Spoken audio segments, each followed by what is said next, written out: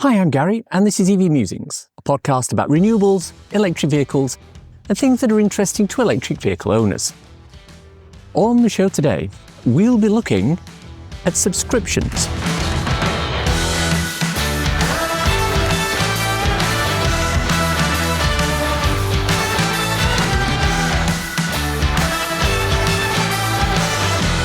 This season of the podcast is sponsored by ZapMap, the free-to-download app that helps EV drivers search, plan, and pay for their charging.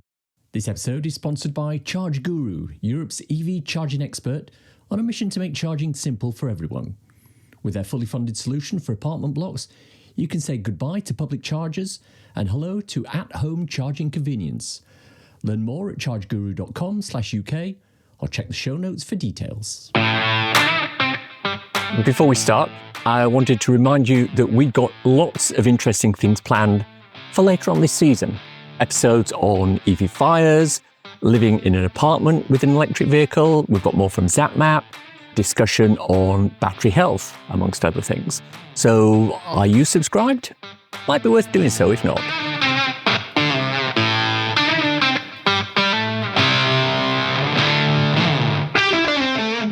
Our main topic of discussion today is subscription offerings.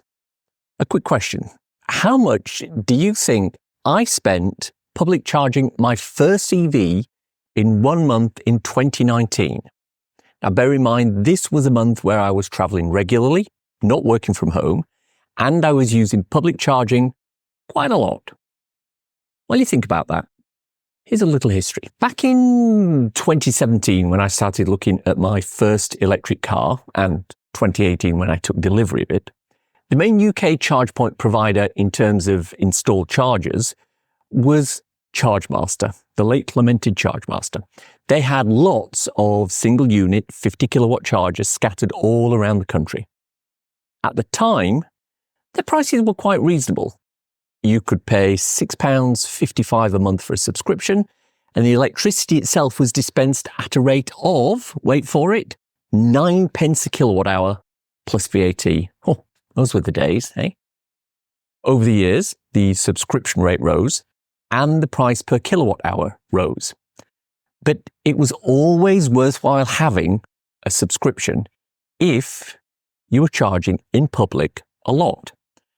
Now, many people who are just moving over to EVs are looking at the price of public charging and saying, it's awfully expensive, which it is. And we talked about why that is back in episode 186. But there are still people who are paying for their charging using contactless payment cards, as that's the easiest way to do so, alongside some specific charge point operator apps. We discussed apps back in the opening episode of this season, episode 220. But a lot of people are actually missing out on the ability to reduce their charging costs by taking advantage of a subscription with a charge point operator. Let me just give a little caveat here.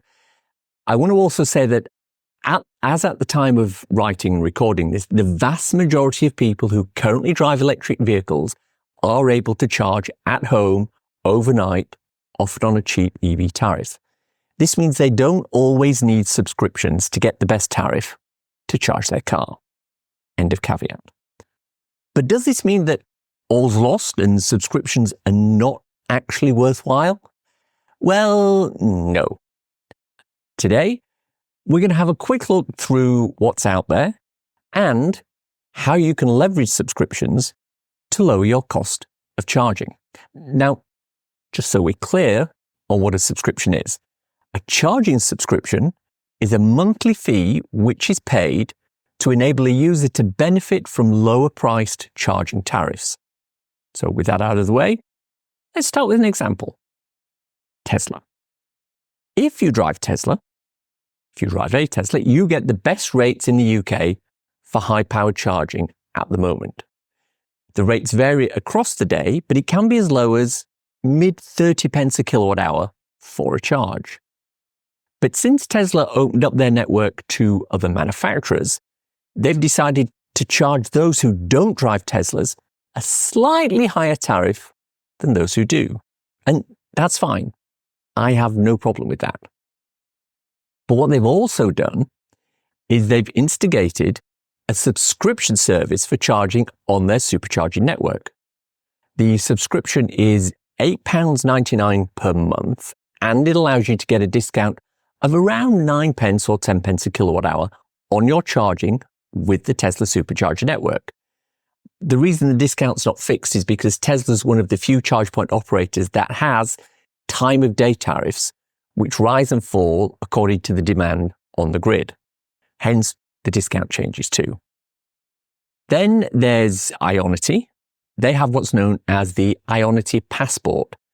It has, at the time of writing, 2 tiers. Each tier is priced slightly differently per month and allows the subscriber to enjoy slightly different tariffs. It's applicable all over Europe, but the prices differ in the UK. In the UK, you have Ionity Passport Motion, which, after an introductory offer to get you on board, is £5.49 a month and 53 pence per kilowatt hour for each charge. Now, bearing in mind the non-subscription rate for Ionity is 74 pence a kilowatt hour. If you tend to do a lot of public charging, it might be worth going for Ionity Passport Power. This is £10.50 per month, but offers 43 pence a kilowatt hour charging. That's a really good deal if you're doing a certain amount of public charging each month. And we'll look at working out how to calculate if your subscription is worthwhile in a moment. Now, I've already mentioned BP Pulse or ChargeMaster, as they were. Now, again, at the time of writing, their subscription is at £7.85 per month, and this will give you a 20% discount on the standard charging tariffs. Remember, BP Pulse are one of the few networks that have quite a complex tariff structure, depending on the power of the charger and the method of payment. Otherwise, I would put actual rates down here. So, how do I know if a subscription is worthwhile? Well, the easiest way to work out whether you're getting good value from a subscription is to divide the monthly cost by the difference in cost between the subscription tariff and the non-subscription tariff. And this will give you a number, and that's a number of kilowatt hours. If you regularly publicly charge more than that number of kilowatt hours per subscription period, then it's worthwhile going for the subscription. As an example, if you went for the subscription service offered by Ionity with their Ionity Passport Power offering, remember that's £10.50 per month with a tariff of 43 pence a kilowatt hour, that's a discount of 31 pence per kilowatt hour on their standard rate. Divide the £10.50 by the 31 pence saving, and this will give you approximately 34. That's the number of kilowatt hours of energy you will need to charge on the Ionity network every month to benefit from using the subscription. If you regularly charge more than that and can move all of that over to Ionity, the subscription will be worthwhile for you. But if you do less than that per month, or you don't regularly charge where there are Ionity chargers, it's probably not worth it. With Tesla, the calculation is a little trickier because the subscription price is fixed, but the amount you can save varies according to the location and the time of day. Sometimes in locations give you 12 pence per kilowatt hour savings, some give you 8 pence per kilowatt hour savings. I've averaged it out at about 9 pence a kilowatt hour savings. So the $8.99 subscription would need 100 kilowatt hours per month of charging to repay the cost of the subscription itself. But there are other sorts of subscriptions you can get, and these are not network specific, and they fall into 2 separate groups: OEM provisions and roaming provisions. Let's take a look at OEMs. You may have heard, because I've mentioned it once or twice, that I drove from London to Geneva in June this year alongside a number of other electric vehicles. It was a fantastic journey, the weather was great, we all had a lovely time. But at one of the chargers, we were approached by a Frenchman who, it seemed, had just bought a brand new electric BMW iX2. And he said to me that this was his first time he'd ever charged at a public charger, and he had no idea how to do it. Could I help? Well, of course, I was more than happy to show him how the Alpatronic units worked at this particular rest stop. But what was also interesting to me was when I asked him how he would pay for it, he produced a BMW RFID card. Now, this means that when he bought his car, he was provided with a charging subscription by BMW to help him charge. This subscription may be explicit or it may be implicit. In other words, he may have had to set it up as part of the purchase of the vehicle, or it may be provided automatically. Either way, someone is paying BMW an amount of money per month to use this RFID card. Behind the scenes, this RFID card, or EMSP, as it is known in the trade, is actually a really clever way of doing things. What it's actually doing is it's linking a specific payment method, a card, to a specific payment instrument, a bank account or a payment card, credit card type thing. This then can also be linked into one or more subscriptions as detailed earlier on. For example, Ionity have linkages with all the Audi VW range, BMW, Ford, Genesis, Hyundai and Kia, Mercedes-Benz and Mini. And usually this gives the drivers of these cars access to subscription level tariffs that I detailed earlier on for Ionity. You may know that I run the Volkswagen ID3. VW have teamed up with a third-party provider called Ellie to provide a similar service there. With Ellie, you can opt to pay a monthly subscription and get discounted charges across the UK and Europe. Although if I'm totally honest, the discounts aren't that great. For example, on the first level of paid subscription, which is Drive Plus, it costs £5.99 per month, and DC charging in the UK is 85 pence a kilowatt hour, but Ionity is 53 pence a kilowatt hour. For the higher use level, Drive Highway, the UK DC rates is 69 pence a kilowatt hour, and again, 53 pence a kilowatt hour for Ionity. Now, bear in mind that Ionity is 74 pence a kilowatt hour, so it's not that bad, again, if you're a big Ionity user. I want to move on to roaming apps now. Some of them have a subscription offering, and some of them don't. Let's take Bonnet, for example. Actually, it's now called Charge Anywhere, and it's part of the OVO offering. We spoke with Alex Thwaites, the Director of Electric Vehicles at OVO, in episode 207 last season, so check that out.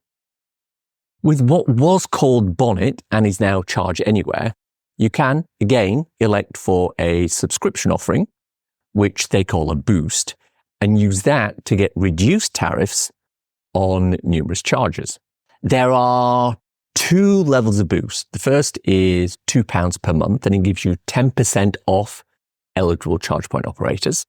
And the second is a turbo boost at £8 a month, and it gives you 15% off rates. Now, this can drop, for example, a Fastnet tariff from 69 pence a kilowatt hour to a little over 58 pence a kilowatt hour. The final sort of subscription I want to talk about is one that we'll cover in more detail in a later episode of the program. It's a subscription to allow AC charging if you live in an apartment block. Charge Guru have an offering that allows you to have your own charger installed, running off a standard domestic electricity rate, so you're not paying public charging rates. And it's all managed for you by them for a standard subscription per month. Now, keep an ear out for more details on this later in the season. And thank you to Charge Guru for sponsoring this episode. So what can we say about subscriptions? Well, one thing I always hear about public charging is that it's more expensive than petrol or diesel. And my usual answer to that is, if you only charge in public and you only pay the most expensive tariff, then that's probably true. But that's like only filling your petrol car at the expensive motorway service areas and not taking advantage of cheap fuel at places such as the supermarkets. Why would you do that? Exactly. With EV charging, if you charge enough that a subscription would be merited, it means you can take advantage of some pretty good deals. And if you don't charge enough in public to merit a subscription, then surely public charging isn't such a huge expense that you should be able to complain about it. Right? I don't have any subscriptions, but then again, I only really charge using public rapid chargers for about 5% of my total usage. Having a subscription for that makes no sense at all for me. But looping back to the question that I posed at the top of the program, how much did I spend public charging back in 2019? Well, I have old statements that show the total charging cost for a heavy month of public charging as £23.19, including the subscription charge itself. Nowadays, I can spend that much on one charge of my ID3 battery, between 10 and 60% at a single Osprey charging unit. So things have changed somewhat. Let me know what you think. info@evmusings.com. This season, we're looking at raising the awareness of carbon literacy with our listeners. And one way we're doing that is with the Carbon Fact as read by carbon literacy trainer Anne Snelson. Did you know about 7% of the world's emissions are due to cement? It's a massive producer of carbon dioxide due to lime calcination and the temperature it needs.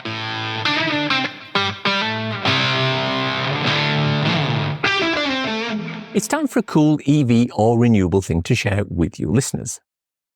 Warwickshire has become the first professional cricket club in the United Kingdom to operate an all-electric fleet of grounds equipment to maintain its pitches.